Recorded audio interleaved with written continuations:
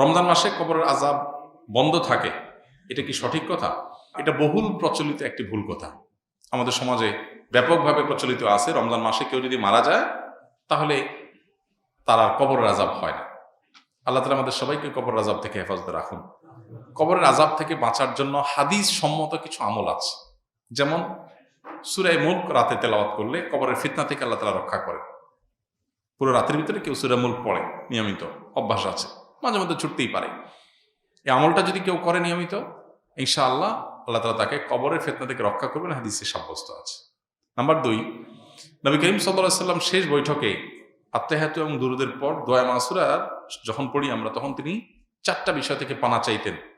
এটা দোয়া মাসুরার জায়গাতে আল্লাহুম্মা ইন্নী যালামতু নাফসি পড়েন, পাশাপাশি এটা অথবা কখনো এটার বদলে এটা আপনি পড়তে পারেন। দোয়াটা হলো আল্লাহুম্মা ইন্নী আউযু বিকা মিন আযাবি জাহান্নাম ওয়া মিন আযাবিল কবর ওয়া আউযু বিকা মিন ফিতনাতিল মাহইয়া ওয়াল মামাত ওয়া আউযু বিকা মিন শাররি ফিতনাতিল মাসিহিদ দাজ্জাল। এই যে এখানে জাহান্নাম থেকে এবং কবরের আযাব থেকে পানা চাওয়া হয়েছে। অতএব শেষ বৈঠকে আল্লাহর কাছে দোয়া করেন। আর বিশেষ করে কবরের আযাব যেসব বিষয়ে হয়, যেমন চগলখুরি করে বেড়ানো, পেশাব থেকে ভালো করে পবিত্র না হওয়া, এগুলো কবরের আযাবের সুনির্দিষ্ট কারণ হাদিসে এগুলোকে চিহ্নিত করা হয়েছে। অতএব এগুলোর ব্যাপারে সতর্ক থাকা, এগুলো থেকে বেঁচে থাকার চেষ্টা করা, ইনশাআল্লাহ এই প্রক্রিয়ার মধ্য দিয়ে আমরা কবরের আযাব থেকে আল্লাহর কাছে পানা চাইতে পারি। বাকি রমজান মাসে মারা গেলেই কবরের আযাব অটোমেটিক বন্ধ এমন না। কেউ যদি খারাপ মানুষ, ফাসিক মানুষ, ওই অবস্থায় তার মৃত্যু হয় রমজানে, তাহলে তার আযাব হতে পারে। কেউ যদি নেককার হয়ে অন্য কোনো মাসেও মারা যায়, তবে কবরের আযাব নাও হতে পারে।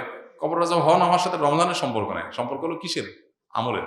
কবরের আযাব না হওয়ার বন্দোবস্ত দুনিয়া থেকে আপনি করে গেলেন কিনা, এটার সাথে সম্পর্ক। সালাম দিলে 90 নেকি এবং উত্তর দিলে 10 নেকি, কথাটা সহি কিনা? এটাও বহুল প্রচলিত একটি গায়রে সহি কথা।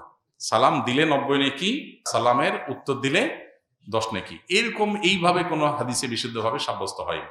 যেটা আছে সেটা হলো, কেউ যদি আসসালামু আলাইকুম বলে তাহলে সে 10 নেকি পাবে, ওয়া রাহমাতুল্লাহ যদি বলে আরো 10 নেকি যোগ হবে, ওয়া বারাকাতুহু বললে আরো 10 নেকি যোগ হবে, তাহলে মোট কত হলো? 30। এটা হাদিস দ্বারা সাব্যস্ত। দিলে 90 আর নিলে 10, এটা কোনো বিশুদ্ধ হাদিস দ্বারা সাব্যস্ত না। তবে হ্যাঁ, এটা ঠিক যে সালাম নেওয়ার চাইতে সালাম যিনি দিচ্ছেন তার সওয়াব বেশি হবে, কারণ তিনি ভালো কাজের সূচনা করেছেন। আবার আরেকটা ইম্পর্টেন্ট কথা হলো, সালাম দেওয়াটা সুন্নত, নেওয়াটা ওয়াজিব। দেওয়াটা সুন্নত, নেওয়াটা ওয়াজিব। এখানে ইসলামের একটা সামাজিক সৌন্দর্য দারুণভাবে ফুটে ওঠে। সেটা কি? একজন মানুষ আপনাকে সালাম দিয়েছেন, এখন আপনি যদি জবাব না দেন, তার মানে আপনি লোকটাকে ইগনোর করলেন, অপমান করলেন, তার সালামটাকে আপনি ডিনাই করলেন, তাহলে আপনি একটা লোকের কষ্টের কারণ হলেন। এটা আপনি করতে পারেন না। ইসলাম আপনাকে সামাজিক হতে বলেছে। তিনি যদি আসসালামু আলাইকুম বলেন, আপনি সৌজন্যতার খাতিরে ওয়ালাইকুম আসসালাম বলতেই হবে। হ্যাঁ, আপনি কাউকে সালাম দেন নাই, আপনি গুনাহগার না। কেউ দিয়েছে, আপনার এখন সৌজন্যতা রক্ষা করতে হবে। কেউ হাঁচি দেওয়ার পর আলহামদুলিল্লাহ বলেছে, আপনি শুনেছেন, তাহলে আপনার উপর ওয়াজিব ইয়ারহামুকাল্লাহ আপনাকে বলতে হবে। এটা মিন হাক্কিল মুসলিম এবং ইমানের ৭৭ শাখার একটা, যে হাসি দিয়েছে, আলহামদুলিল্লাহ বলেছে, আপনি শুনেছেন, তাহলে জবাব দিবেন। কেন?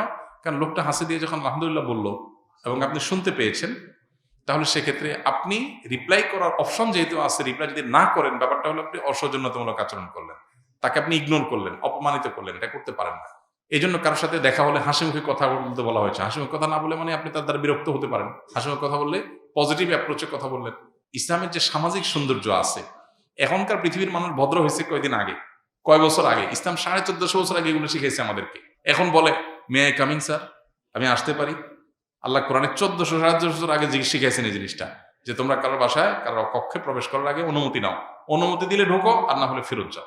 ইসলামের চাইতে আধুনিক ইসলামের চাইতে বেশি সৌজন্যতা বোধ আর কোথাও কোনো সমাজে কোনো কিছুতেই নাই। অতএব যে ইসলাম পালন করবে তার ভিতরে তার সবাই আছে, আর যার ইসলাম নাই তার হয়তো কিছু থাকতে পারে, আরেকটা নেই, তার দুনিয়া আছে আখিরাত নেই। আর আমরা তো আল্লাহর কাছে দোয়া করব, রব্বানা আতিনা ফিদ দুনিয়া হাসানা ওয়া ফিল আখিরাতি হাসানা। আমাদের বাবা ঢাকা নবাবপুরে বিশিষ্ট ব্যবসায়ী। আমি মাদ্রাসায় পড়তাম। আমার স্মৃতিশক্তি কম থাকায় 2 বছর পরও পরীক্ষা দিতে পারিনি, তাই এখন পড়াশোনা ছেড়ে বাবার ব্যবসায় সহযোগিতা করছি। আমার বাবা দোকানের কর্মচারীদের সাথে ভালো ব্যবহার করেন, কিন্তু আমার সাথে তিনি গালমন্দ করেন, আমাকে ইঙ্গিত করে কষ্ট দিয়ে কথা বলেন, যার ফলে আমার দোকানের কর্মচারীগণ হাসাহাসি করেন। এতে আমি কষ্ট পাই। এক্ষেত্রে আমার বাবার উদ্দেশ্যে কিছু বলুন।